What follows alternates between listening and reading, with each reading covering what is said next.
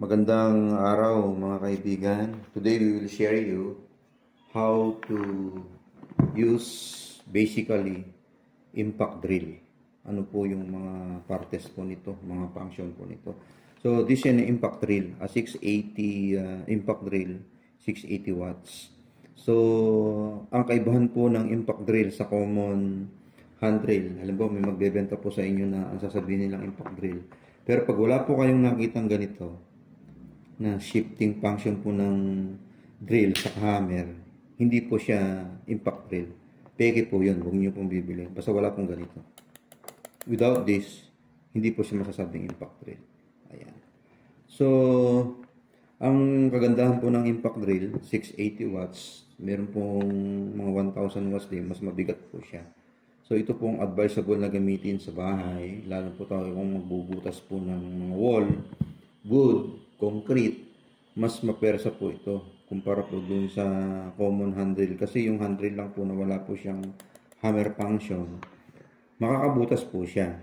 Pero hindi po katulad po nitong malakas po siya. Kumbaga, mas powerful po ito. So, ito pong impact drill kasi meron po siyang variable speed. Meron po siyang switch dito. Pwede mo po siyang pahinaan yung speed niya o persa niya. Pwede mo rin siyang lakasan. Pwede mo rin po siyang maghigpit ng, pag maglalagay ka po ng drill bit, ito po yung drill bit na pangbakal, pwede mo po siyang higpitan through only this one, sa trigger. Dito po sa trigger niya. Ayan, basta wag po siyang naka-tighten, no? Pero pag nakalock po dito, hindi mo po siya maalis. So, ito po kung magtatanggal po tayo ng mano-mano using this key, ayan, ito po, lalagay po natin sa butas, ayan. Paluluwagan po natin siya. Ayan. Kikita nyo po yan, lumuluwag na siya. Ayan. Ayan. Pag lumwag na po siya, pwede na pong mano-mano through the shock po, ano. Ayan. Ayan. Pagpapaluwagan po pa gano'n. Makikita po nyo, lumuluwang po yung ano niya. Bumubuka po siya. Ngayon, mapahigpitan po nyo. Ayan. Ganyan po. Lagyan nyo pong ganyan. Mano-mano lang po siya. Ayan. Hawakan nyo siya. Nakasagat po dun sa ano. Ayan. Nakano yan. Ayan. So kung pahigpitan nyo naman po siya para sure pong mahigpit, yung tatlo pong butas niya. Ayan. Ayan. Sa single lamang po. Huwag lang po sobra. Isang click lang. Mahigpit na po yun. Using this key. So ito po yung kanyang trigger. Nakasaksak na po kasi ito yung cord niya. This is a corded impact drill. Yun naman pong cordless. From the word cordless, wala po siyang kable. Wala siyang cable. Ibig sabihin, di baterya po siya. Pero ito po talaga yung mas malakas. Yung corded na impact drill. So, this was designed to make a drill works. Pag impact drill, it will use to more bigger drill hole. 13 mm po ang capacity nito. Ayan, nakalagay po dyan. 1.5 to 13 mm.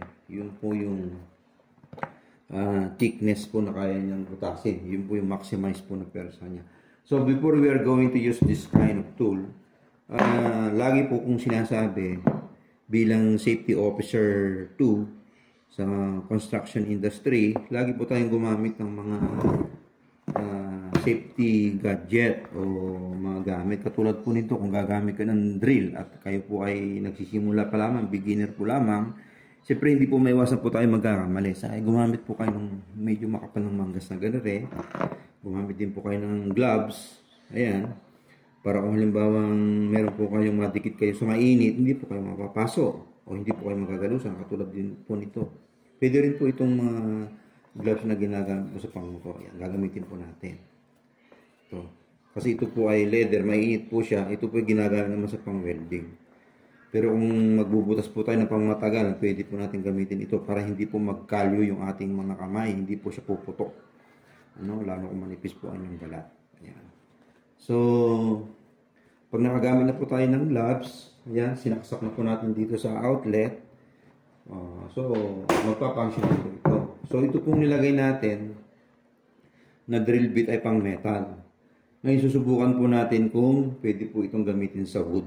Kasi meron po talagang drill bit na pang kahoy po siya, yung matulis po siya dito. Pero pwede rin po siyang gamitin sa wood. Subukan po natin. So ito po ay nakaset po siya sa drill. Ayan. Magbubutas po tayo kung ano ang function po nung may hammer po siya, kung may difference po pa. So ayan po, ano, ayan po, magbubutas po tayo. Nakaship po siya dito sa may tornilyo sa right. Ayan, nandito sa gawing kanan, nakaship siya sa drill mode. Ayan, bubutas po tayo. Bubutas po agad siya. Ayan. Ngayon kung isi-ship naman po natin sa hammer, ano po ang mangyayari? Pakikita po natin. Nakakabutas din po siya, ano, pero medyo gumagalaw po siya. So ginagamit lang po ito pag ano po tayo sa concrete. Ayan. So siya po siya. Ngayon kung pang drill po talaga, ilabalik po natin sa drill function. Ayan. Mas mabilis po siya. So, yan po yung pagkakaiba. So, yung drill bit na pang metal, pwede rin po siyang gamitin sa wood. Ayan. So, yung gagamitin po natin sa metal, ano, kuha po tayo dito ng metal. Ayan.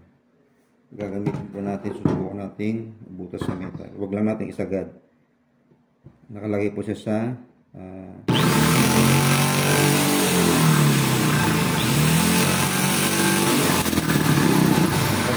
po siya. So makikita mo, nabubutas na po niya, no? Ayan. Hindi mo na lang po itunuli kasi baka mabutas yung ating lamesa. So ayan po. Yung drill bit na pang metal like this one, pwede din po siyang gamitin dito sa wood. Mapersa nga po siya, oh. So, kung lalagay mo din sa hammer, ayan po. Lakas niya. So yan, pwede pong gamitin. Ito po yung iba't ibang mga size po ng drill. So, yan po, ano, kung tayo po ay magsusukat ng ating bubutas, katulad po nito, maglalagay po tayo ng padlock, ay advisable po na gumamit po tayo ng lapis. Mamarkahan po natin yung one. Maglalagay po tayo ng marka dito. Mamarkahan natin, tapos saka natin bubutasan dito using the different sizes of drill bit. Pagka ganito pong kaliliit, ayan, meron pong maliit, pinakamaliit po, ayan.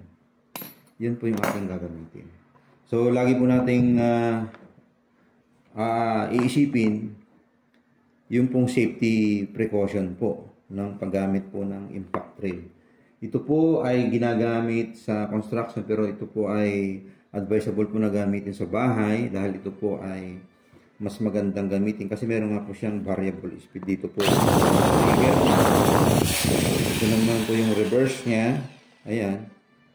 Ito naman po yung lock po niya.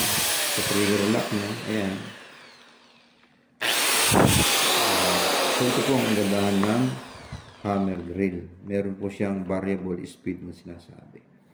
So ito po ano, ang basic function po ng impact drill kumpara po sa hand drill. Kasi tatlong klase po ang drill. Meron po yung common drill na sinasabi na wala po siyang ganito. Wala po siyang hammer function. Yung isa naman po ay hammer drill. Mapersa po, mas mabigat po siya.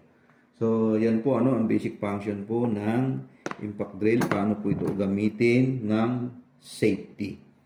Sa susunod pong segment ay babahagi naman namin sa inyo ang paggamit naman po ng angle grinder, mga kaibigan. So hanggang sa muli, please don't forget to subscribe and click and make a comment doon po sa comment section. Magandang araw po sa ating lahat. Ito po ang Skyjan Albums. Ang purpose lamang po nito ay FYI, makapagbigay po ng additional information po sa atin pong mga kaibigan na gusto pong matuto ng mga DIY, how to use basic tools sa bahay o sa construction o sa welding works mapa-DIY man po ito o emergency use. Hanggang sa muli, magandang araw po sa ating lahat.